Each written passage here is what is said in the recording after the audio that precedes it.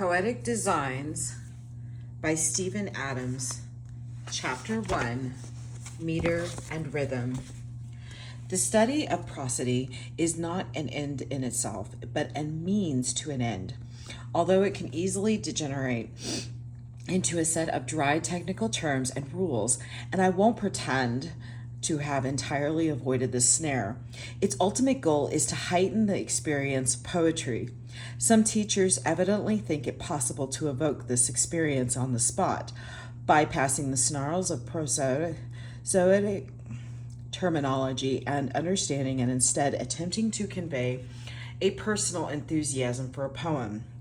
Through a mixture of oohs and ahs, nods and winks, and personal charisma, the student may be temporarily persuaded into some kind of experience of the poem, but is left with little or nothing to help in understanding the next poem, for he or she remains ignorant of how effects have been achieved. The importance of prosody. The effects of poetry are to a great extent induced via meter and form, the two elements that most obviously distinguish poetry from prose, and the bona fide student of poetry must acquire an intellectual understanding of them. The most difficult part of this more demanding process perhaps is keeping the ultimate goal in mind. A student of botany, for example, struggling with an enormous catalog of Latin and Greek derived terms, may well wonder what they have to do with an enthusiasm for roses, and the literary student struggling with a first attempt at scansion may think it impossible to such an apparently mechanical procedure can ever yield insight. An experienced reader of poetry, on the other hand, recognizes the fingering of an embryonic pentameter line as inwardly, as instinctively, and unconsciously as the average pianist knows the C major scale. This analogy with music is suggestive. Learn to scan was this face that launched 1,000 ships, is like learning to play a simple scale.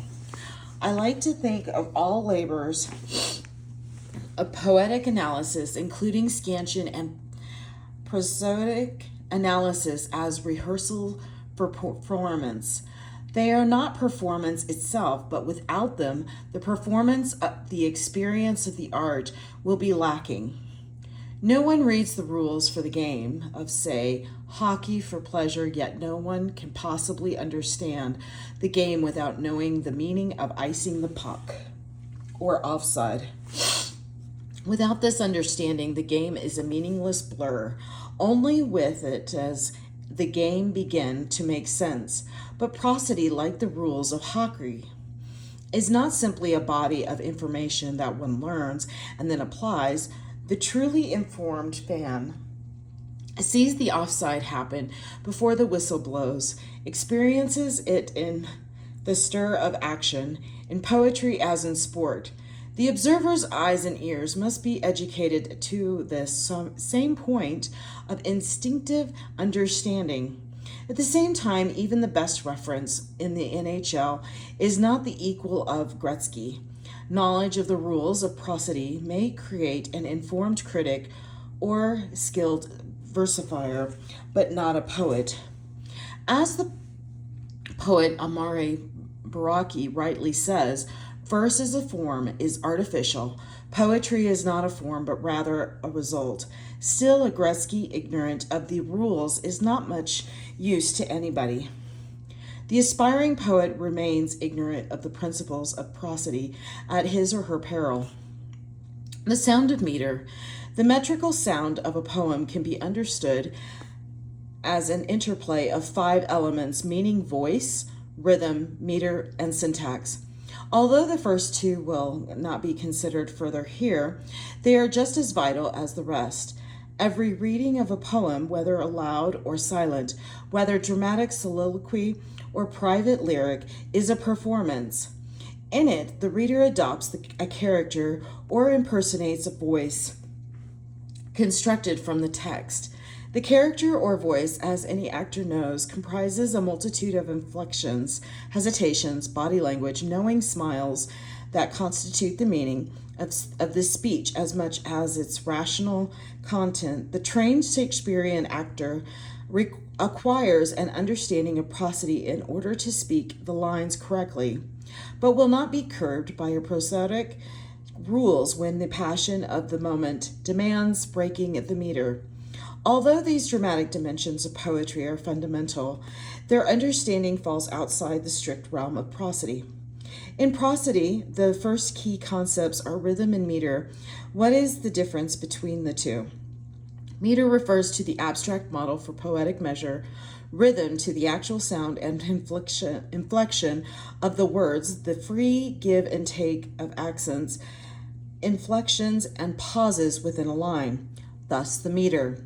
Of every line of a poem, quote, in iambic pentameter is the same regardless of its metrical variations. The meter, the rhythm, passions of rain or moods in falling snow. The line is an iambic pentameter, even though at the beginning the rhythm departs momentarily from the regular metrical pattern. As we shall see, English iambic pentameter is so flexible that one can even, in theory, have a whole line, a very unusual one, without a single iamb in it. Shouting, bang, bang, with a toy rifle bang, bang. But even in such extreme case, the meter of the line remains iambic pentameter. It is quite wrong to say that the poet has departed from iambic pentameter. She has just stretched its resources to the limits. Different metrical systems and their histories. Not every English poem is written in iambic pentameter. The English language has become exceptionally rich in metrical possibilities, and the student should be aware from the start that there are now not only many meters to choose from, but 5 completely different systems of meter. Excuse me. Each with its own rules and its own expressive possibilities. Determining at first encounter with any particular poem with which system applies is one of the most sophisticated and perplexing challenges facing the beginning student of poetry. This chapter will concentrate on the system that includes iambic pentameter, the accentual syllabic system, leaving the rest for chapter 2. Sorry about that. But they are all described briefly here. They are pure accentual meter. In the system, only the number of accented syllables is counted in each line. The commonest version is a line of 4 accented and undetermined number of unaccented syllables. This is the earliest system in the English language and remains second in importance after the accentual syllabic. I want to make sure I got it right. Sorry. 2, pure syllabic meter. In this system, only the number of syllables, regardless of accentuation, is counted in each line. Accentual syllabic meter. In this system, both the number of syllables and the number of accents are counted, and the rhythm results from interplay between the two. This is the most complex and the most subtly expressive of the metrical systems, and the one that constitutes the main tradition of English literary poetry from the mid-16th century to the present. The commonest version of this system is iambic pentameter, quantitative meter. This is an attempt to reproduce the effects of Greek and Latin meters in English. These meters are determined not by accent but by patterns made by quantity, that is, by long and short syllables. Since speakers of English normally pay little attention to quantity, these meters have remained rare. Isolated experiments and by individual classically educated poets, and they assume a classically educated readership. Free verse. This system is rarely an absence of a system. Anything goes. Free verse is infinite in its varieties, but no version of it takes a regular count of syllables, accents, or any other feature of the language. Rare before 1900, free verse has become dominant in this century. Free verse still has form, but analysis of it requires ad hoc adaptations of the principles that operate in metered verse. This topic will be discussed in Chapter 5. Fortunately, for the student, the metrical system appropriate for bodies of poetry of earlier than the 20th century is usually predictable from its historical context, as Table 1 indicates. Linguists divide all languages into two general types, the syllable timed and accent timed. Some languages like French or Greek are syllable timed. Speakers of these languages quite unconsciously try to equalize the span of time allotted to each syllable. Ignoring accent, languages like English and German, however, are accent timed. Speakers quite unconsciously try to emphasize the time span between primary accents, regardless of the number of syllables. The most natural meter for English, then, is an accentual meter with a greater or lesser degree of regulation of the number of syllables between accents. The consequences of this observation will be more fully explored in Chapter 2. English poetry thus began in a pure accentual meter. The standard line of the verse through the Old English period is a line of 4 accents with a medial caesura bound together in a pattern of alliteration in the two halves of the line. The number of the unaccented syllables is left unpatterned. Here are lines from Old English poem The Seafarer, circa 9th century, first in the original and then as translated by Ezra Pound in a way that approximates verse form. Here's Table 1. Accentual Old and Middle English. Accentual meter patterned with alliteration. Accentual rhymed lyrics arise in the 12th century. 14th to mid-century, 16th centuries. Chaucer practices a meter that approximates accentual syllabic period of language change and metrical confusion. Mid-16th through 17th centuries, regulation of line to equal numbers of syllables, stabilization, and development of accentual syllabic meter in verse drama by Marlowe and Shakespeare, and epic by Milton. Late 17th through through 18th century, 17th to 18th century, Dominance of iambic pentameter in her heroic couplet and post-Miltonic blank verse. 18th centuries. 19th century, continued refinement and exploration of accentual syllabic meters, gradual emergence of accentual meters. Whitman introduces free verse. 20th century, free verse of various types gradually gains ascendance over metrical verse. Metrical options expand to include accentual syllabic and accentual syllabic types. Many experimental developments. The Ezra Pound way, not Nishya, Norpens. I'm not even going to try and attempt to read that. I am so sorry. So this is Korna Kaldalst, Heriton Geopatas. Okay, so I can read to neareth nightshade snoweth from north, frost froze the land, hail fell on earth then, corn of the coldest, nathless there knocketh now, the heart's thought that I on high streams, the salt wavy tumult traverse alone. Some modern poets have written a meter that reproduces the effects of Old English alliterative verse and acts angles. For my neighbor's ashcan, it is hell's handiwork, the wood not hickory, the flow of the grain not faithfully followed.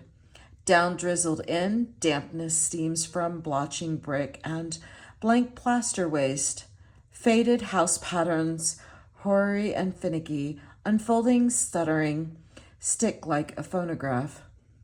Various types of accentual meter dominate the earliest English poetry from its beginnings up to the 14th century, the time of Chaucer, the first major author to practice something that approximates accentual syllabic meter in our language. Eventually, Chaucer's line, further refined and regularized, became the dominant mode in the literary tradition, but pure accentual meters remain evident in certain non-literary kinds of verse, such as nursery rhymes and ballads.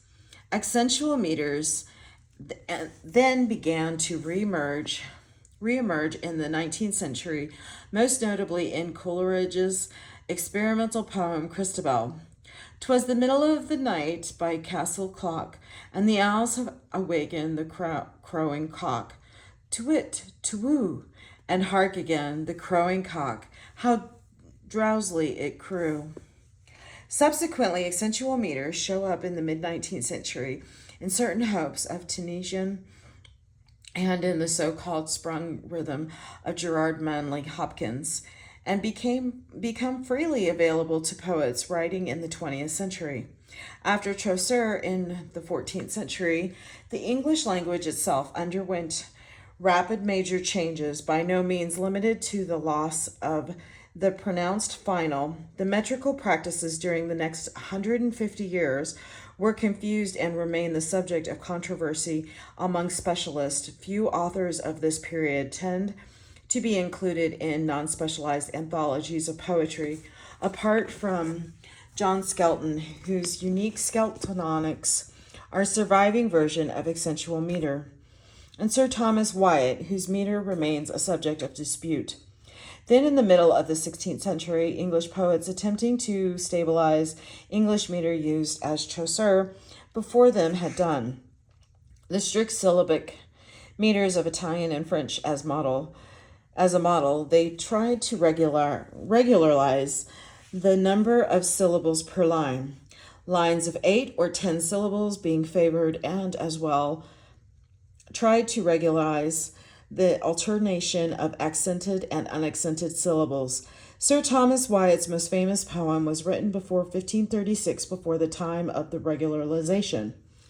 "They flee from me that sometime did me seek. With naked foot stalking in my chamber, I haven't seen them gentle, tame, and meek, that now are wild, and do not remember that sometime they put themselves in danger to take bread at my hand." When it was first printed in 1557, however, the editor of the famous Totals Miscellany, felt the need to make Wyatt's lines conform to the newly discovered regularity. Below Wyatt's original appears. Beneath Totals' regularization, the alterations are most instructive.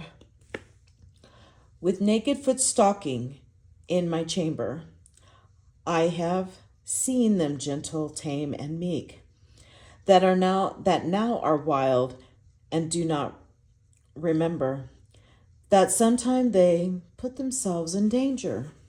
The added syllables make all the difference, and debate still lingers whether the voice of the poem is more convincing in its original or totalized version. This period also produced the first piece of English blank verse that is unrhymed iambic pentameter, Surrey's translation of part of Virgil's Aeneid. I'm sorry if I mispronounce names. "With the sky gone whirl about the sphere, the cloudy night gone, thicken from the sea, with mantlets spread that cloaked earth and skies. And eke the treason of the Greekish guile, the watchmen lay dispersed to take their rest." This verse strikes the contemporary ear as very stiff, but its invention prepared the medium which, just one generation later, produced Marlowe and Shakespeare and the great flowering of Elizabethan poetic drama. Its principle is essentially a strict syllabic count with a care for alternating unaccented and accented syllables. In the words of the poet George Gascoigne, quote, "We use none other but a foot of two syllables, whereof the first is depressed or made short, and the second is elevate or made long." To these poets and their successors, the art of versification was known as the art of numbers. But a strictly syllabic meter, because English is not syllable timed, could not prevail. Ways had to be found to give it more variety, and the dominating power of English accentuation quickly asserted itself. The accentual syllabic system basically evolved as a compromise between the syllabic regulatory imported from the continent and the native accentuation of our language. This evolution is striking in the development of Shakespeare himself. The early plays are quite metrically and syllabically regular, but the latter plays become gradually more free, both in their syllable count and their treatment of accent and enjambment. After Johnson, Don Milton, and others firmly established this accentual syllabic system, whether rhymed in couplets and in a dazzling variety of lyric stanzas, or unrhymed as blank verse, this system became the dominant meter in the literary tradition that extends through the great Augustan, Romantic, and Victorian periods and on into the present century. The student can therefore trust that, with rare exceptions, poetry of this long period from the mid-16th century into the late 19th and early 20th century can be understood metrically using the accentual syllabic procedures described below. Exceptions, however, became more and more frequent through this time. 19th century poets became interested in formal experimentation, such as within the accentual syllabic system, triple meters primarily anapistic, having not one but two slack syllables between the accents. Uncommon, though by no means unknown in the 17th and 18th centuries, triple meters appeared more and more frequently through the 19th, and so did more exotic types, like trochaic octameter. In other systems, accentual meters, as I have said, began to reemerge after the Coleridge's Christabel, and then in the year 1855, a startling innovation occurred in the United States at that time, a new English-speaking country devoted to individual liberty and the questioning of old world traditions. Walt Whitman, reading in Emerson that it is not the meters, but a meter-making argument that makes a poem, launched the first full-length poetic career in free verse. Followers were few at first, but before the 20th century had passed 2 decades, free verse had perhaps equaled or surpassed metrical verse, at least in volume of production. The experimentation has not stopped. Forms are imported from foreign languages, sestinas and villanelles from France, the haiku from Japan, more recently ghazals from Arabic and Persian. A new type of syllabic meter appeared in poems by Robert Bridges and Marion Moore. Typographic experimentation has been tried by E. Cummings and others. The margins of poetry itself have been stretched and sometimes crossed by prose poems, concrete poems, and sound poems. Free verse itself has taken an amazing variety of developments. The result for the poet is an unprecedented array of choices, each with its own expressive potential. But for the student, the result is a bewildering dilemma, encountering a 20th century poem for the first time. She may have little to tell or tell her whether the poem is free verse or metrical or almost metrical or syllabic. Syllabic. I'm sorry. It's a joke. Or whatever. English verse form has become a true embarrassment of riches. The meaning of meter. I will take a sip. I'm sorry. Pardon me. The study of meter demands attention to minute details of language that escape ordinary notice. This is one of its virtues, but the students should be braced for the quantity of minute detail to follow.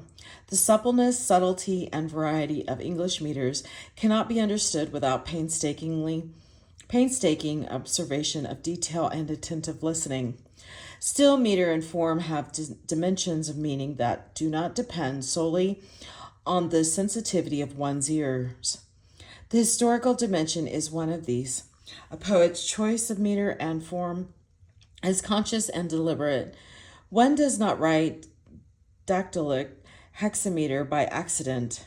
In making this choice, the poet places his work in relation to all the rest of English poetry, both past and present. A modern poet choosing to write in blank verse simply by that choice, rejecting the free forms that dominate contemporary poetry and placing the poem in relation to the literary tradition that stretches back through the great romantics and Milton to Shakespeare. An 18th century writer choosing heroic couplets is accepting the dominant meter of the day. But a 20th century writer making the same choice is necessarily evoking the Augustan period.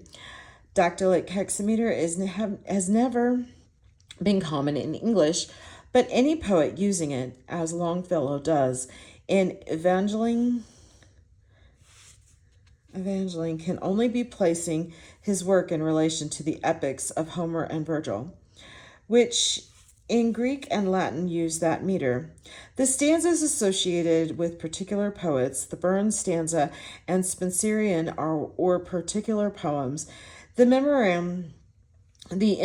memoriam, oh my goodness gracious, stanza, the elegiac quatrain used by Gray, will always carry traces of their history, just as the ballad stanza will always seem folksy.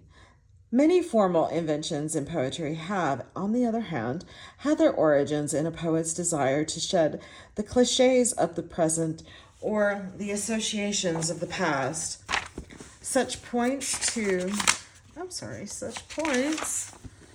require little subtlety of observation, but they remain integral to the meaning of formal choices. Beyond this historical element, there is another more general one. The poet's choice of meter establishes, to borrow a metaphor introduced by John Hollander, a kind of contract with the reader, assuring her that every syllable in the poem has been duly weighed and measured, that the language has been written with full attention not only to its content, but to its expressiveness as language, even to the physical accidents of language. This contract creates a kind of aesthetic distance, a kind of reading with a heightened awareness of the language as language.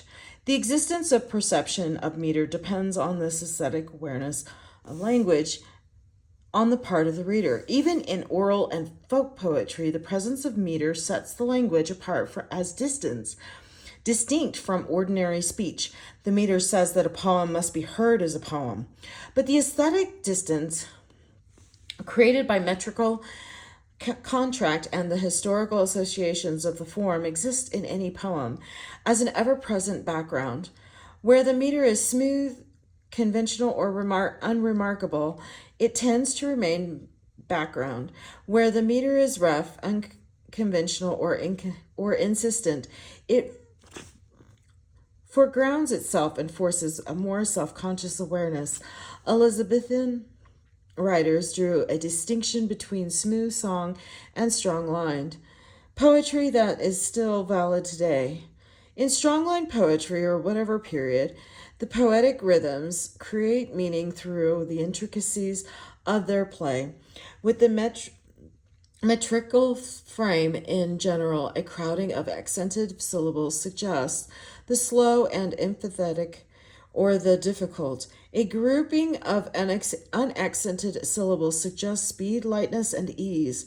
A sudden rhythm reversal often accompanies a surprise, a turn of thought, a new tone of voice, and intensification of some kind. But the perception of such effects, not to mention their analysis, requires an educated ear. The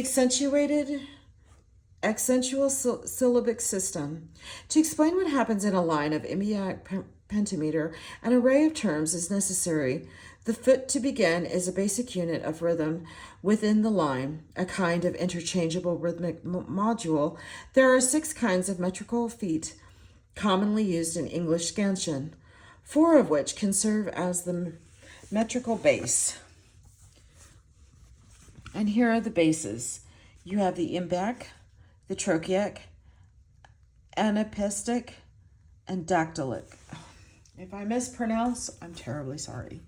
2 others can serve only as rhythmic variations within the line, spondiotic and pyrrhic. Look how I'm going to zoom in, so if you need to take notes, you can pause this. Those are the symbols that you would do to analyze a poem. In addition, lines can be different lengths, from 1 foot to 8. A monometer is a 1-foot line, a diameter 2-foot line, a trimeter 3-foot line, tetrameter 4-foot, pentameter 5-foot, hexameter 6-foot, heptameter 7-foot line, and an octameter an 8-foot line. These sets of terms are used in combination, thus a poem on trochaic trimeter uses a line made up of 3 trochees. You can see 1, 2, and 3. And then the line goes for the space. The process of gaining rhythmic variety through substitution may be explained by very simply the iambic line consists of 5 iambs, that is 5 iambic feet. 1, 2, 3, 4, and 5. Theoretically, any one of these feet can be replaced by a foot of any other kind without altering the meter of the poem. The procedure known as metrical substitution, try these out loud. You have the 1, 2, 3, 4, and 5. So you can see how it kind of dips a little. The symbols just take practice. The iambic pentameter paradigm remains in the reader's ear as a measure, which is what meter literally means, of the actual rhythm in the words, indicated by the scansion. It is kept in the reader's ear by 2 forces. One is the expectancy built up by the repetition of mostly iambic units in 5-foot line lengths. The other, perhaps more important, is the learned convention based on the reader's previous experience of the meter in poetry. The free play of rhythms in the actual line creates kind of a tension against this unchanging metronomic ticking in the reader's ear. Obviously, then, the conventional pattern of the iambic pentameter is an essential component of the metrical experience of poetry. This book hopes, with readers' cooperation, to encourage and reinforce that experience. The explanation is, of course, oversimplified in practice. Substitution is much more controlled. Some feet, especially the trochaic, act as substitutions routinely, while others, like dactylic, hardly ever appear. Every poet has his or her own limits of tolerance. Some, like Shelley, freely allowing anapistic substitutions, and others, like Milton, avoiding it almost altogether. Some poets stick close to the paradigm, writing mainly in smooth, regular lines, while others depart from it excitedly. These variations, however minute, They seem add up to the individual poet's metrical style, an essential element of the poet's personal voice. The scansion itself is merely a kind of shorthand, a way of making the rhythm visible, objectifying it so that it can be talked about. Many methods of scansion have been developed, ranging from the fairly simple and traditional one described here to highly elaborate codes that try to account for a legion of linguistic features. As a rule, the more elaborate the code, the harder it is to use and interpret. Long and often silly arguments have been printed over which code of scansion is best. I use the method described here not because it is the right one, but because it employs the most widely recognized terms and symbols in a simple and practical way.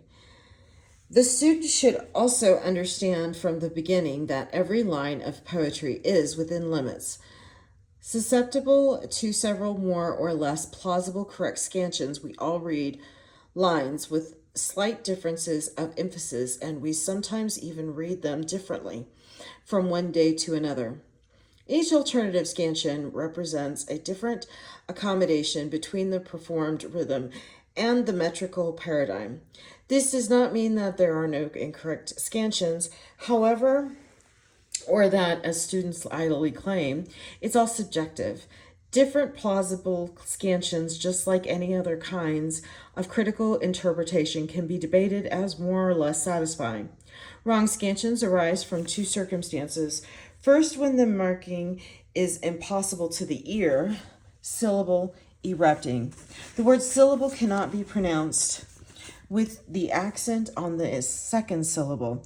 The word erupting has 3 syllables, not 2. There are some words that can be pronounced with different numbers of syllables, but this is not one of them.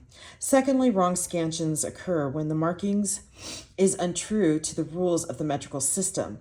That is, when the pentameter does not add up to 5 feet, or the feet diverge from a recognized types, or in the system I present here.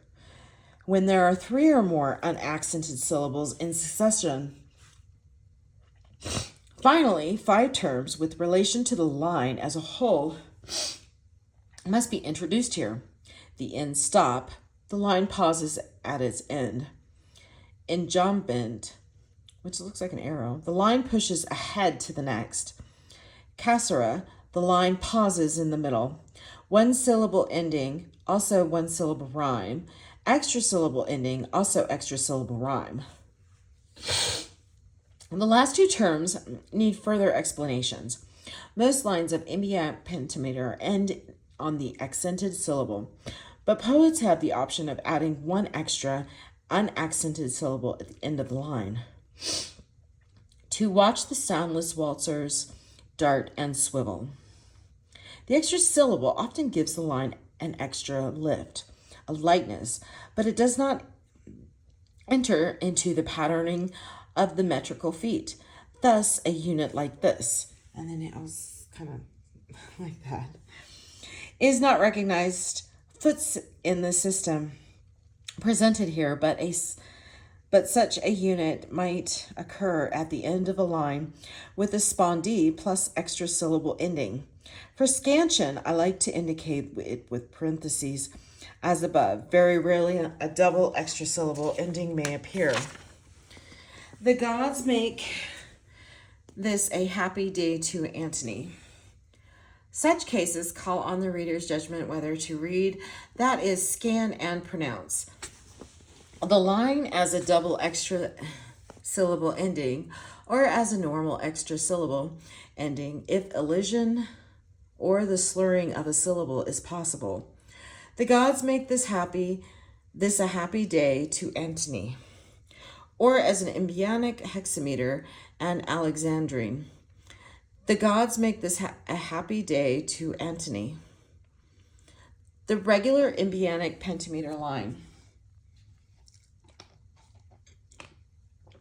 In reading the following account of iambic pentameter and the system of scansion used here, the reader should go slowly, pausing over every example, sounding it loud, attempting to internalize the rhythmic patterns.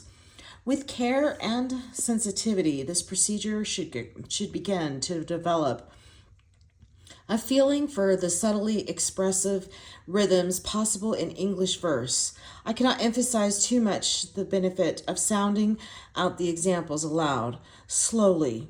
If the student's reading of these pages is successful, she should be able to set her internal clock in motion.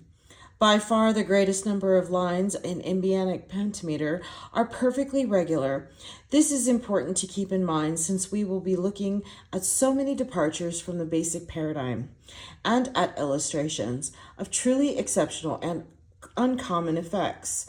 But in the process of formal scansion, as in the act of reading, the reader should begin with an exception of regularity, such as in these lines.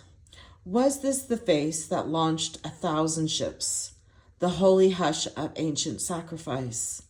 Remember me when I am gone away, and swims or sinks or wades or creeps or flies. Every one of these iambic is construct of 5 smooth iambs. Notice in the first example above the apostrophe in launched. This mark, whether provided by poet or editor, is a guarantee that the word is to be pronounced as 1 syllable, not as 2. Launched. The apostrophes that sprinkle the pages of poetry, especially 16th and 18th century, are metrical guides, but whenever the ed is printed unmarked, the reader must then decide by ear on metrical grounds whether to pronounce it, whether the syllable is required to fill out the 10-syllable meter or not. This is an especially important principle for factors to understand. Notice also that foot divisions, as in the second example here, may fall anywhere, even dividing single words. The following examples illustrate metrically regular lines that feature caesura natural pauses of syntax. Nor can I, like that fluent, sweet-tongued Greek. I found a dimpled spider, fat and white.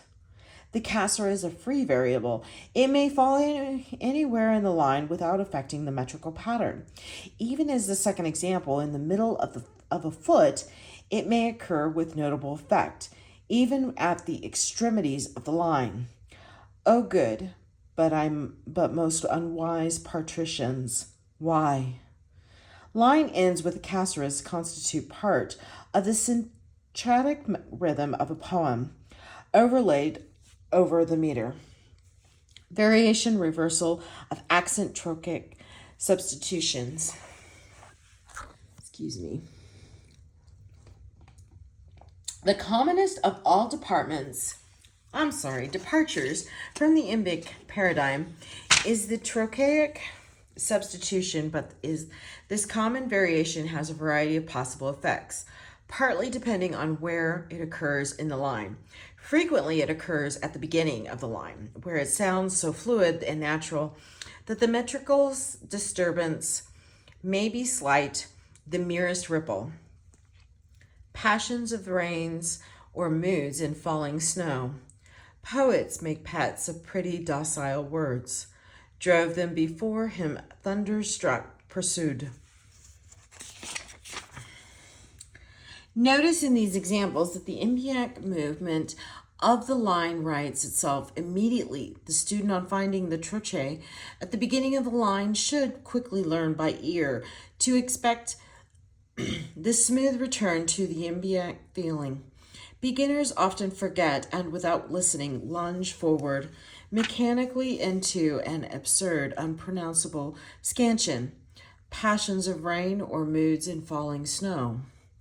The beginner at scansion, however, should always approach each line as a whole, as a unit, pronouncing it against the background of the steady familiar beat. Any attempt to learn scansion by proceeding one syllable at a time is doomed to failure. The student may wonder at this point, why this same line could not be scanned like this: passions of rain or moods in falling snow. Nothing is altered in the actual sound of the line, only the imaginary foot divisions, which convert the line into trochaic or dactylic meter. But this makes no sense at all as an explanation of the line in an iambic context, which in the correct scansion reasserts itself immediately. The foot divisions are indeed imaginary, part of the explanation of the line rather than the actual sound, but as explanations. They should be kept as simple and rational as possible, or else they lose the power to explain. Scansion, therefore, is determined not by the sound of the line alone, but by the sound of the line as understood against its metrical frame. A scansion that is wrong in iambic pentameter would be correct in the context of the rare trochaic pentameter. See trochaic meters in Chapter 2. As a general rule for iambic meters, though any initial dactyl is likely to be wrong. After a cassera, a similar pattern of trochaic substitution often appears just at the beginning of a line. Her lips suck forth my soul. See where it flies. Better it is to die, better to starve. Tears than for babes, blows, and revenge for me. The same principle applies. The initial trochee creates a rhythmic throb, then returns smoothly and immediately to the iambic base. The impact of the trochaic reversal is much greater if it follows incumbent. The two effects combining with redoubled force, as in these passages from Paradise Lost, which describes the fallen angels plummeting from the heavens. The monstrous sight struck them with horror backwards, but far worse, urged them behind, headlong themselves they threw, down from the verge of heaven, eternal wrath, 10,000 fathom deep, and to this hour down had been falling. Milton is so fond of this effect that one kind critic, F.R. Leavis, called it melancholic thump. Incidentally, the word heaven in the first example is marked to indicate that it is a monosyllable. But even without the apostrophe is usually so treated, it belongs to a small group of words which may be treated as having either one or two syllables. Depending on the demands of the meter, heaven, seven, tower, power, flower. Trochaic substitutions in the middle of a line with no preparation can have great power. I had not thought death had undone so many. And yet this great wink of eternity, each blood rose, warns of that coming night. In the first example here, the metrical shudder on the word death is, I think, magnificently evocative. In the second, it firmly underscores the poet's daring paradox. In the third, it underscores the feeling of urgency. The trochaic substitution occurs infrequently in the second position of the pentameter line. When it does, it seems to have the greatest disruptive power. The rage deaf as the sea, hasty as fire. The following example combines the uncommon effect with an equally unusual succession of two trochees in an immediate line. A gaze blank and pitiless as the sun. Trochaic substitutions almost never occurs at the end of a line.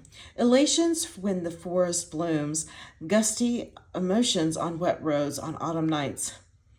Poets almost without exception avoid this positioning of the trochee because it is so difficult to distinguish from an ordinary extra syllable ending. Here the unusual trochaic substitution is determined by the fact that the line has only 10 syllables, not the 11th required by the extra syllable ending.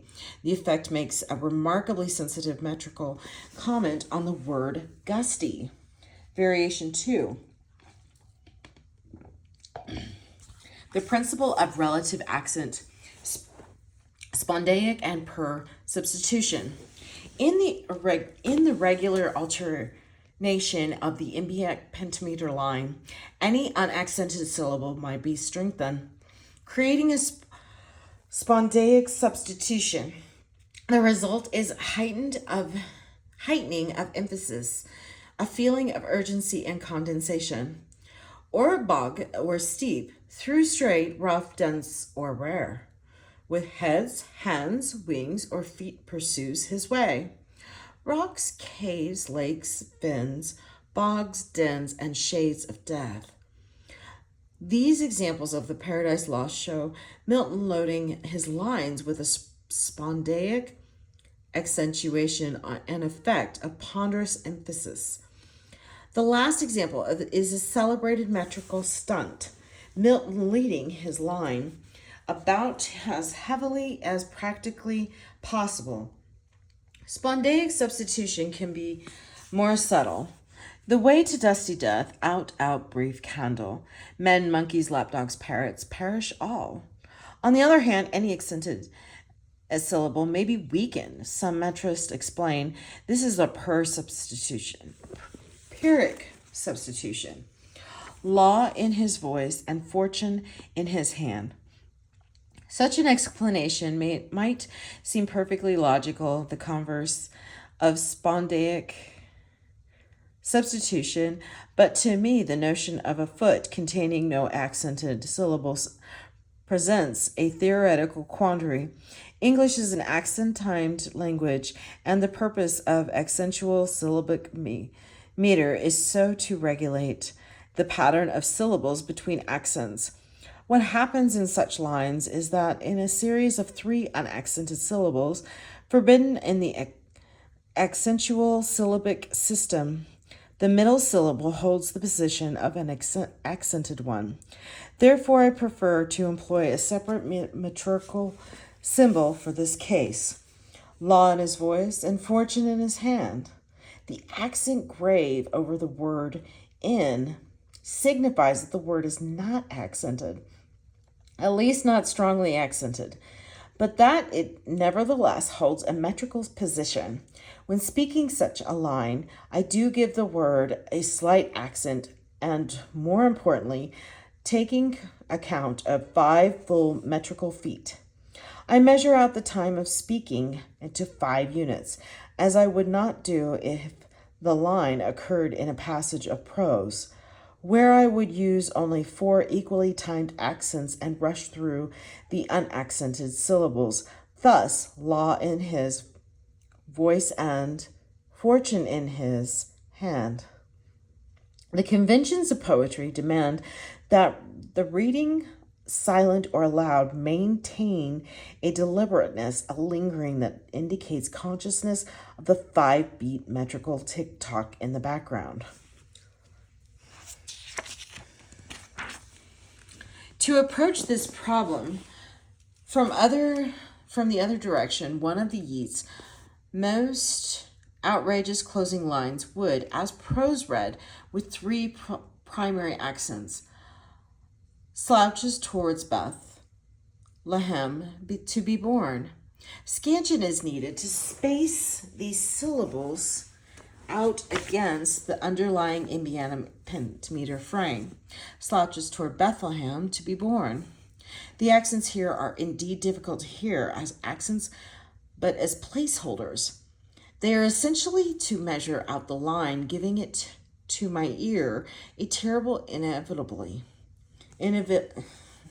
can never pronounce that word. Any method of scansion limited solely to accented and unaccented syllables will often, as in the instance, have difficulty with secondary accents. With levels of accentuation that fall between the extremes, English speech, some linguists tell us, employs 4 discernible degrees of accentuation, and some complex codes of scansion have been devised that attempt to graph them. For ordinary purposes, this degree of detail is unnecessary. Yet there are some common cases, like the line from Yeats above, where it is helpful to indicate a secondary accent or a purely metrical or place-holding accent. This symbol, besides reflecting subtle truths about the speaking of poetry, has another great advantage. Using it, one finds that, with few exceptions, no line of iambic pentameter will contain more than 2 unaccented syllables in succession. If in scansion one finds the line is either one of those rare exceptions, or the meter is really accentual, or most likely the scansion is wrong, this weakened accent occurs most frequently in little words, prepositions, conjunctions, articles, and the like. They are the lords and owners of their faces. Her udder shrivels, and the milk runs dry. The weakened accent can also appear in connection with polysyllabic words that have primary and secondary accents in themselves. In my experience, students have more difficulty scanning polysyllabic words than with any other of the problems they confront. So lines like the following may at first take careful listening. O earth, lie heavily upon her eyes. Easy my unpremeditated verse. In Paradise Lost, Satan, flying with great effort through chaos, suddenly meets a vast vacuity all unawares. I have often puzzled how Milton in the middle of the 17th century knew about air pockets, for he has created one in the rhythm of this line brilliantly, with the weakened accent plus cassera. The so-called Pyrrhic substitution does appear in the system presented here, but only one in particular circumstance, namely a combination with the spondee. Thus, in my old Greece and with my childhood's faith, the Pyrrhic foot is balanced by the 2 accents on the spondee, almost as if 2 adjacent syllables had changed places, disturbing neither the number of syllables nor the number of accents in the line. This rhythmic effect, a kind of emphatic underscoring of the phrase, in which the spondaic heaviness is softened and thrown into relief by a Pyrrhic, is by no means uncommon. Alack, the night comes on, and the high winds, with the sweet silent hours of married joys. I walk through the long schoolroom questioning. This unit of 4 syllables is sometimes called by its classical name, the Ionic foot, actually a double foot. It occurs twice in the following examples, the first being a tetrameter, like a green thought in a green shade, as a calm darkness among water lights. In the second example, Wallace Stevens' image of flickering lights on the water dying down to shadow is hauntingly captured in this unusual rhythmic pattern. Having said this, I must insert a word of caution. Beginning students are apt to be overly impressed by such critical claims for pictorialism. The rhythm reflects the shadows in the water. The claim in the case is justified, I think, but this is purely as an act of critical judgment on my part. Metrical onomatopoeia has literal this is rare. Metrical variations far more frequently work by simple emphasis or just for the sake of variety itself. In the first example here, an iambic tetrameter line, Andrew Marvell's use of the same unusual pattern simply underscores incisively his synthetic parallelism. The rhythmic effect is quite abstract, not pictorial at all. At the same time, the personal discovery of such onomatopoeia as Stevens' line is one of the more satisfactions of sophisticated reading. The student is advised to make such claims infrequently and with caution. The reverse pattern, spondee plus Pyrrhic, is rare for the same reason that dactylic substitutions, see below. First, gentlemen of England, fight, bold Yemen. Notice that the iambic scheme, this rhythm produces a rare instance of 3 successive unaccented syllables. This is the reason it is usually avoided. Though in this particular example, the agitation of feeling is revealed in the wildness of the almost unscannable rhythm. Variation 3. Excuse me. I do have to take pauses. Variation 3 added syllables, anapestic and dactylic substitution. Thus far, we have considered variations of possible within 10-syllable frame of iambic pentameter, with the exception of extra syllable endings. Even with the dullest ears, a beginner can achieve a degree of success scanning lines of this kind, if only by keeping count on his fingers.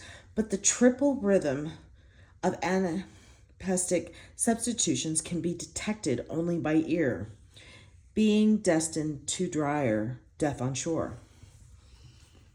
This is where particularly important in scansion to listen to entire line as a whole, locating the primary accents before beginning to mark the line. That little anapestic ripple should quickly become familiar, but the student who cannot catch it by ear will inevitably produce prosodic absurdities like this, being destined to drier death on shore. Sometimes an anapestic substitution occurs on the caesura, an effect rather like a midline extra syllable ending. Half flying behoves him now, both oar and sail. In earlier phases of the accentual syllabic tradition, these triple rhythms were usually rationalized into the numbers of the 10-syllable line by an elaborate system of blurs and glides known as elisions. I would probably scan the following line thus, and given in the earnest what I begged in jest, but the poet may well have understood the line as 10 syllables with an elision, like this, and given the earliest what I begged in jest. Since the word given can be elided to given, either of these scansions is acceptable. Poets before the 19th century often seem reluctant to write anapestic substitutions that cannot be justified by elisions. With syllables that cannot be gracefully slurred together, Robert Bridges' analysis of Milton, for example, which elaborates all the phonetic circumstances where elision is possible, claims there are no lines in Paradise Lost that are not decasyllabic. But though he is forced by theory into some cumbersome rationalization, only gradually did poets themselves become comfortable with a free use of the anapestic foot within iambic frame. The turning point occurs approximately during 2 Romantic generations at the beginning of the 19th century, in such lines as the populous village, sea and hill and wood. With all the numberless goings on of life, since that time,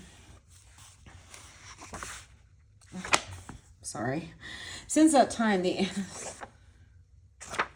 anapestic substitution has become more and more freely available. When Robert Frost remarks that for him, the possible English meters are virtually but two strict iambic and loose iambic. He was essentially contrasting iambic meters that admit anapestic substitution with those that don't. Anapestic substitution usually has the effect of suggesting lightness and speed, sometimes a kind of looseness or informality. For Wallace Stevens, anapest express a jovial hullabaloo among the spheres. And John Crow, Ransom extracts rhythmic irony from them in an understated poem about death where anapests seem perversely jolly. Of chills and fevers she died, of fevers and chills. Dactylate substitution in iambic meters is extremely rare in any period logically. So because in the iambic frame, it almost forces the forbidden 3 successful unaccented syllables. Victory and triumph to the Son of God. The scansion is possible as an alternative trochee plus an anapist, a combination that is likewise normally avoided. I have little doubt, however, that Milton rationalized his rhythm by unmarked elisions like this: victory and triumph to the Son of God. This may be true even of the magically effective line in Birches, where frost captures the collapse of winter ice falling from the trees, shattering and avalanching on the snow crust. Shattering is probably shattering. Even so, an exceptional line like this stretches the iambic pentameter to its limits, but how knowingly and with what graphic purpose? Variation 4. And you will know all about iambic pentameters very soon. Sorry. The variation is included here for the scale of completeness and symmetry, but in practice with one important historical qualification. Oh my goodness gracious. Okay. This happens every once in a while, usually when I hit the hour marks, guys. My first example, completeness and symmetry, but in practice with one important historical qualification. Syllables are virtually never dropped in iambic pentameter lines. My first example comes from King Lear's insane ranting against the elements, a measure of the kind of dramatic situation needed to elicit such rhythmic violence. Blow winds and crack your cheeks, rage blow. What studied torment, tyrant, hast thou for me? What wheels, racks, fires, what flame boiling in lees or oils? The omitted syllables here, noted in parentheses, created monosyllabic feet and pushed the lines in the direction of an accentual metric, a 5-beat accentual line. They are metrically possible only because the metrical paradigm rides on the accents and because the dramatic emotion is so intense. The qualifications that I mentioned takes us back to Chpt, whose iambic pentameter line has the individual peculiarity that it often drops the initial syllable. One that April with his showers soot.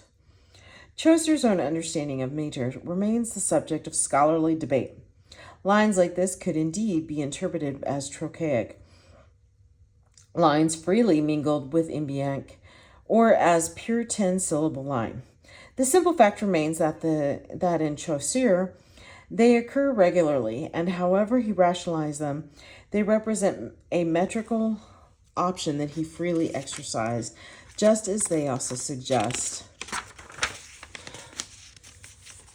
the strongly accentual basis to his verification. Poets in the accentual syllabic tradition from the mid-16th century onward, however, systematically avoid this particular kind of line. With only occasional exceptions, syntactic rhythmic and the line unit. And we are just about finished.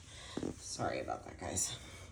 The accentual syllabic system just described governs the patterning within an individual line of poetry. But poems are made of many lines grouped either into stanzas, stanzaic verse, or into continuous forms like blank verse or heroic couplets, stitchy verse organized into verse paragraphs. Discussion of poetic rhythm are often guilty of focusing on the minutiae of syllable counts and forgetting the larger sweep of syntactic rhythm. Syntactic rhythm exists in ordinary prose, of course, and when it is analyzed, their critics have available the vocabulary of grammatical analysis, the length of or shortness of sentences and clauses, the use or avoidance of parallel structure, complication by subordinate clauses, syntactic inversions, delaying of the verb, as in the so-called periodic sentence, and so on. Syntactic rhythm in poetry, however, is governed by all of these features, plus the structure of the printed line units. Whether or not they are punctuated by rhyme, perhaps the most dramatic illustration of the force, syntactic rhythm is a comparison of the following passages of rhymed iambic pentameter side by side. Soul through white curtains shot a timorous ray, and opt those eyes that must eclipse the day. Now lapdogs give themselves the rousing shake, and sleepless lovers just at 12 awake. Thrice rung the bell, the slipper knocked the ground, and the pressed watch returned to a silver sound. That's my last duchess painted in the wall. Looking as though she were alive, I call that piece of wonder. Now Frau Pandolf's hands worked busily a day, and there she stands. Wilt please you sit and look at her? I said Frau Pandolf by design, for never read strangers like you that pictured countenance. In the first passage, Alexander Pope writes closed couplets or heroic couplets. The lines are all in-stopped. There is no enjambment or very slight from one line to the next, even less from one couplet to the next. Each line comes to rest on the rhyme, throwing it into relief. The effect is of neat, tensely coiled line units crackling with energy and wit. In the second passage, on the other hand, Robert Browning uses iambic pentameter couplets rhymed in the identical way. But these are open couplets, which make the use of the continuous enjambment. Browning conceals the rhymes so skillfully that in effect, dramatic reading, the listener is scarcely aware of them. They exist as a kind of subliminal structure underlining the character's apparently casual speech. A similar principle operates in blank verse, through the effect is more subtle, because there is no help from rhyme. Early in the development of blank verse, Christopher Marlowe moves largely in end-stop lines. Was this the face that launched 1,000 ships and burned the topless towers of loom? Sweet Helen, make me immortal with a kiss. Her lips suck forth my soul. See where it flies. Come, Helen, come. Give me my soul again.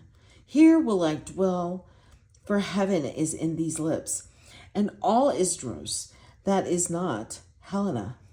Variety in this highly regular and in-stopped blank verse is achieved by slight metrical variation plus shifting the position of the cassera. This principle was articulated much later by Alexander Pope for the Augustan heroic couplet, where in-stopping is also the rule. No more than 3 lines in succession may have the cassera in the same position. Not all poets are this self-conscious, but the principle is a good one. The development of Shakespearean blank verse shows not only a rapid increase in metrical variety, but also an increased freedom of enjambment. Early Shakespeare resembles Marlowe in its use of the in-stop. Was ever woman in this humor wooed? Was ever woman in this humor won? I'll have her, but I will not keep her long. What? I that killed her husband and his father, to take her in heart's extremest hate. with curses in her mouth, tears in her eyes, the bleeding witness of my hatred by. Having God have her consciousness, and these bars against me, and I no friends to back my suit at all, but the plain devil and dissembling looks. By the end of his career, Shakespeare arrived at suppleness of enjambment like this. Give me my robe, put on my crown, I have immortal longings in me. Now no more the juice of Egypt's grape shall moist his lips. Year, good Iris, quick, methinks I hear Anthony call. I see him rouse himself to praise my noble act. I hear him mock the luck of Caesar, which the gods give men to excuse their after wrath. Husband, I come now to that name my courage proved my title. It remained for Milton to apply these lessons for long to non-dramatic verse, developing in Paradise Lost a syntactic drive, building line units into rhythmically coherent verse paragraphs in a way rarely equaled by in our poetry. Descend from heaven, Urania, by that name, if rightfully thou art called, whose voice divine, following above the Olympian hill I soar, above the flight of the Pegasus wing, the meaning not the name I call. For thou nor the of the Muses nine, nor on the top of old Olympus dweltst, but heavenly born, before the hills appeared or fountain flowed, though with eternal wisdom didst converse, wisdom thy sister, and with her didst play in presence, and the Almighty Father pleased with my celestial song. Enjambment and cassera are sometimes confusing terms to students because both are relative, not absolute. If the end of a line of a verse coincides with the end of a sentence, both being marked by a period, one is quite safe calling it an end-stopped line. Beyond that, however, there are greater and lesser degrees of end-stopping and enjambment. The enjambment is slight if the line coincides with the phrase boundaries of the syntax, whether or not marked by punctuation. I should prefer to have some boy bend them as he went out and in to fetch the cows, some boy too far from town to learn baseball, whose only play was that what he found himself, summer or winter, and can play alone. Here Robert Frost's sentence in Birches occupies 5 lines of blank verse, but each line, including the first, ends with a completed grammatical unit, so the feeling of the line unit remains strong and enjambment relatively weak. But in lines describing the boy's careful climb up the tree, stronger enjambments suggest the precarious sense of containment, of barely controlled balance. He learned all there was to learn about not launching out too soon, and so not carrying the tree away clear to the ground. He always kept his poise to the top branches, climbing carefully with the same pains you use to fill a cup, up to the brim, and even above the brim. Even this degree of enjambment, however, is significant, not because it is unusual, but because it reflects the meaning of the arduous maintenance of poise so intelligibly. More radical effects of enjambment can occur not only between lines, but between stanzas. Emily Dickinson uses this device to suggest in a poem that demonstrates her metrical savvy, the momentum of the railroad train. I like to see it lap the miles and lick the valleys up, and stop to feed itself at tanks, and then prodigious step around a pile of mountains and supercilious pier, in shanties by the sides of roads, and then a quarry pair. to fit its sides and crawl between, complaining all the while in horrid hooting stanza, then chase itself downhill, and neigh like Bornarges, then prompter than a star, stop docile and omnipotent. I'm so sorry. At its own stable door. Omnipotent. I cannot say that. Ben Jonson, in his great Ode to Carey and Morrison, early in the 17th century, produced daring effects of enjambment, rarely matched until the 20th century, splitting his own name across two stanzas and then breaking a single word into two lines. And there he lives with memory, and Ben Jonson, who sung this of him ere he went himself to rest, or taste a part of that full joy he meant to have expressed in this bright astricium, where friendship's schism were not in his Lucius Long with us to tarry to separate separate these twilights, the discord, and keep the one half from his Harry. But faith doth so alternate the design, whilst that in heaven this light on earth must shine. Cassera, too, is a relative manner, sometimes weaker, sometimes stronger, sometimes marked by punctuation, sometimes not simply marking the ordinary phrase boundaries. As the rhythmic voice of the poem unfolds, these pauses enter the constant play of the verse rhythm against the metrical paradigm, and sensitive performance of the poem, aloud or silent, takes them naturally into account. But they are not usually foregrounded by critical attention unless they become in some way part of the meaning, as when Milton's Satan, noted above, meets a vast vacuity all unawares. Enjambment and cassera there then are matters of degree. The question is usually not whether enjambment occurs, but how much, and occasionally why.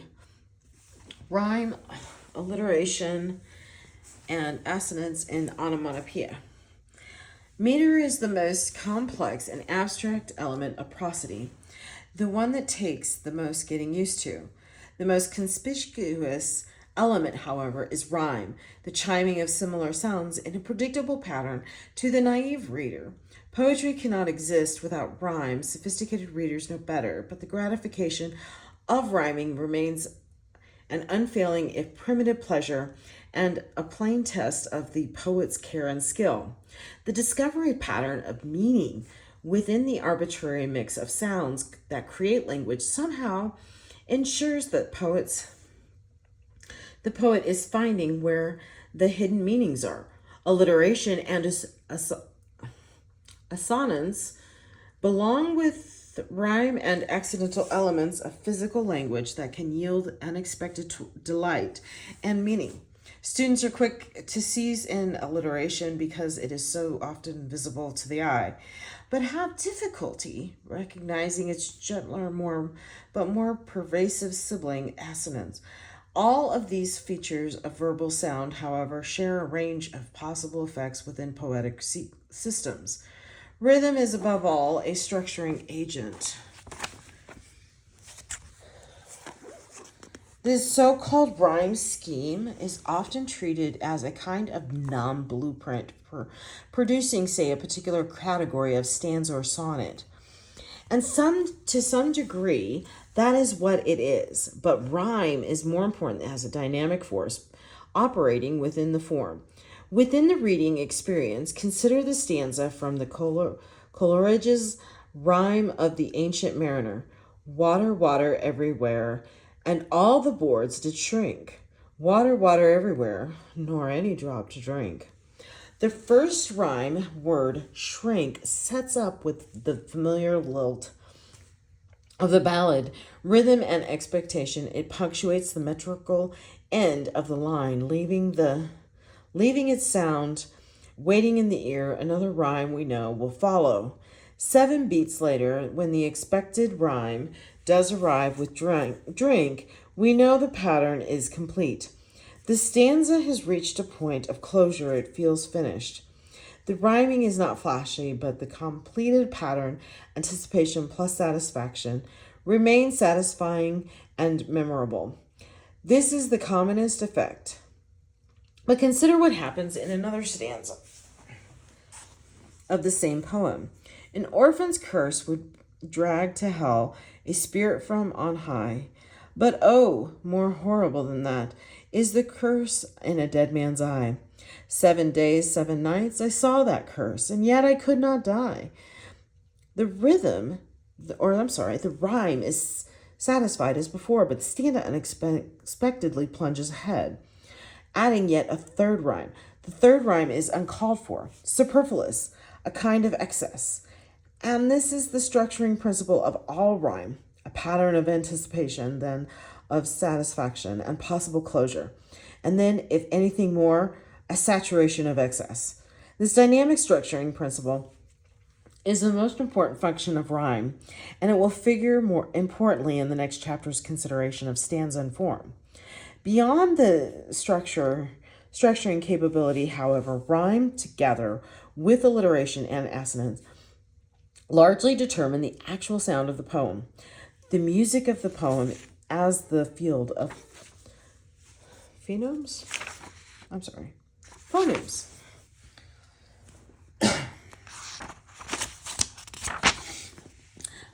There are 3 related devices have 3 distinct functions within a poem. The first of these is a simple emphasis. The words marked by rhyme or alliteration or assonance tend to be more prominent. Standard advice to the novice poet about the rhyming: be sure your rhyme words are the most important words. Though there are reasons why a poet may ignore this advice from time to time, the general principle is sound. The second function is of rhyme, alliteration, and the assonance within a poem is one I call semantic linkage. When 2 words are brought into a relationship by an accidental similarity of sound, the meanings of those words also begin to engage with each other. Some are bewildered in the maze of school, and some made coxcombs, nature meant by but fools, and others whom I will not name, each different, each the same. The rhyme of schools with fools raises subliminally an array of intriguing semantic relationships. What do schools have to do with fools? The relationship may be one of similarity or antithesis, or any of a number of possibilities. The potential relationship brought to the surface by this foreground rhyme, the alliteration or assonance, can even create the risk of incongruity. Likewise, the linkage of same with name underscores the poet's inquiry into the question of individuality. I recall the words of a popular hymn, which invariably make me wince when they rhyme. The name Jesus, I don't know if that's Jesus or Jesus, with the word diseases, comic and ironic rhyming depend on this effect of semantic linkage. In the room, the woman can't come and go, talking of Michelangelo. A third function of rhyme, alliteration, and assonance is the most controversial. These sound effects may be described with considerable circumspection as having inherent qualities. Some consonant sounds are soft-voiced and sustained, like M, N, B, or the liquids L and R. Others are hard, unvoiced, or plosive, like K, P, or L. Or is that T? T, I think. Yeah. Many linguists deny that verbal sounds have inherent properties, emphasizing the arbitrary relation between a word and its referent. But it is hard to deny that poets consistently foreground particularly found sound fields for particular context. The difficulty for students is that these relationships exist at a very high level of abstraction. The temptation is to concoct naive, literalistic claims and onomatopoeia. I always think of a student who tried to persuade me that the repeated letter W in a particular line made it sound like a field of wheat.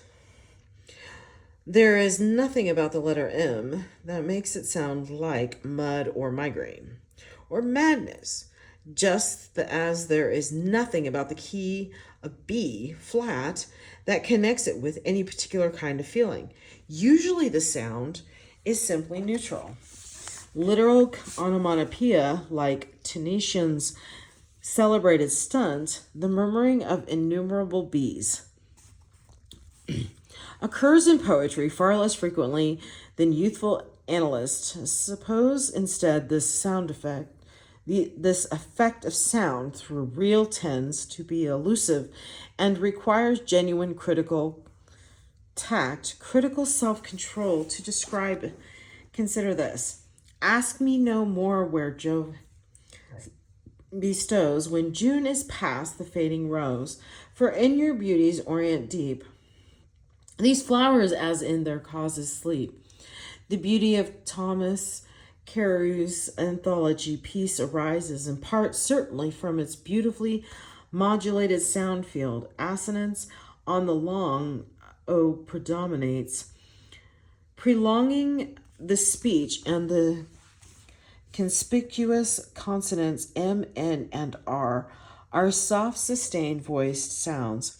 While gutturals are largely avoided, the alliteration between Jove and June is difficult to characterize. It does not lie, I think, in any mystique about the latter. It is perhaps simply a form of quiet emphasis. But if one tries to alter the sounds, ask me no more where Zeus bestows. The result is catastrophic. Alexander Pope chose his words wisely when he wrote, "The sound must seem an echo to the sense." Not only is the relation between sound and sense of seeming a kind of illusion, but it is also an echo, not a literal replication. Discussions of consonant and vowel sounds in poetry can be assisted with some elementary phonetics. Only few very obvious principles need to be made explicit. First, since the English alphabet contains only 26 letters and the language uses approximately 45 phonemes, the letters phonemes are bound to recur. The reoccurrence must be foregrounded, made more prevalent and prominent than random expectation. Before it merits attention, second alliteration and assonance are foregrounded most conspicuously on accented and not accented syllables. Third, spelling is not a reliable guide. Alliteration may be claimed for cool and kangaroo, but not as some naive students submit. For cool and cello, likewise, the assonants cool and through, pass muster, cool and cooperate do not. Say that 5 times fast. Sorry. Alliteration can be taken to a finer point. Because this field of English phonemes is a structural and differentiated pairs, as shown in Table 2, a detailed examination of alliteration can take this fact into account. The phonemic pairings match voiced with unvoiced consonants. That is, the sounds P and B are produced by identical formations in the mouth. The only difference is the voicing of B by the larynx. Thus, the relationship between the gutturals in cool and god may, in a given poetic context, make a meaningful alliteration. Vowel sounds require more complex phonetic analysis. than seems practical but the simple distinction between long vowels and short is widely understood. One might claim a kind of assonance by noting that a passage employs mainly short vowels shifting to deeper resonances on the emotively weighted words.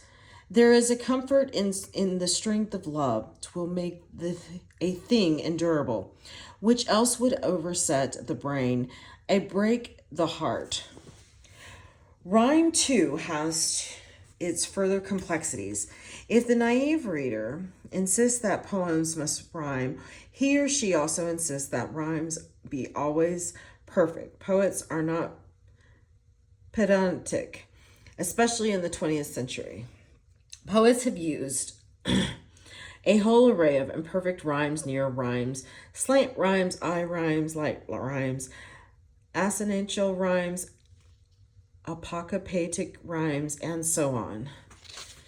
See Appendix 1.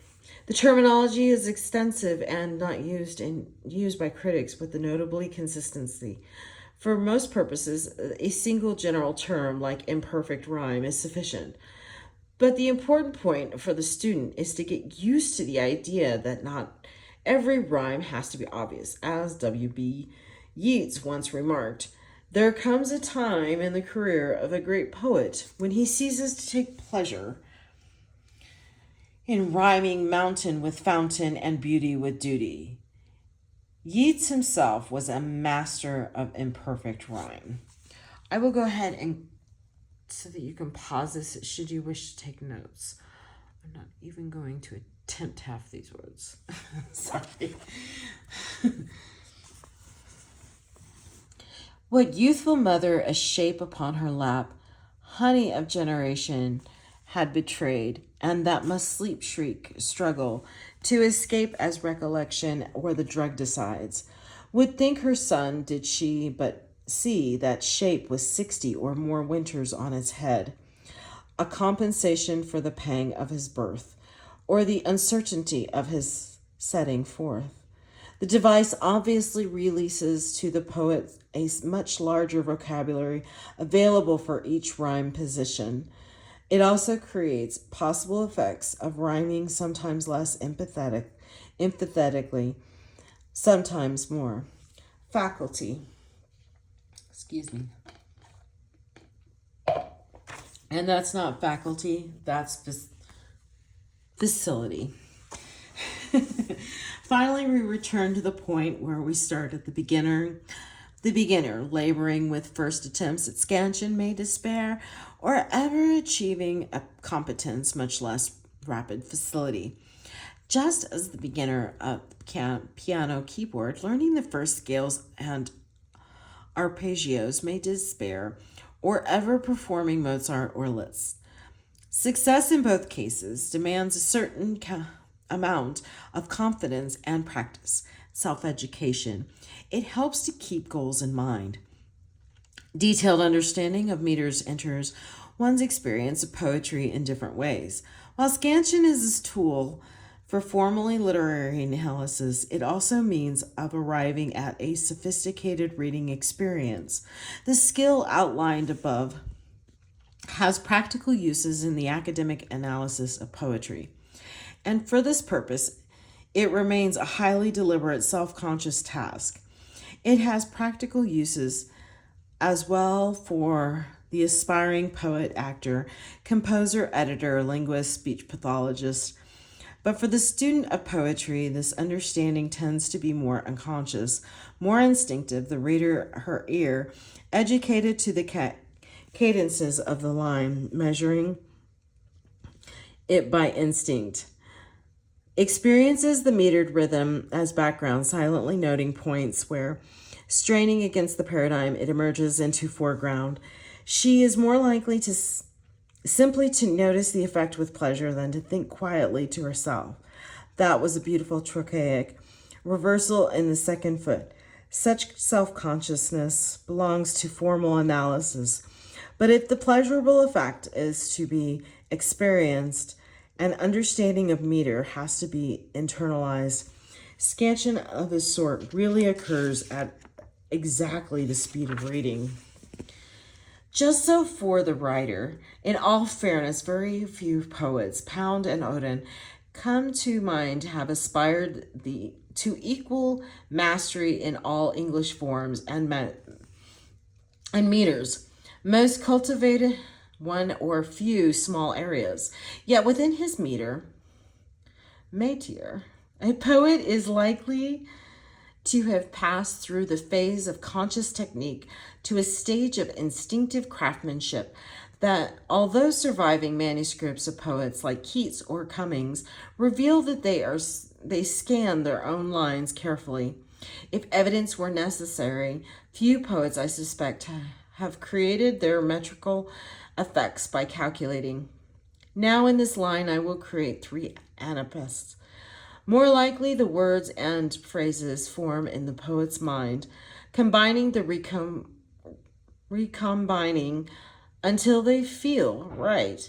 This feeling, however, is not a vague intuition. The lines feel right when they satisfy the poet's trained rhythmic instincts, and those instincts have been cultivated, self-taught, fully internalized, when the writer has fully mastered the principles of meter.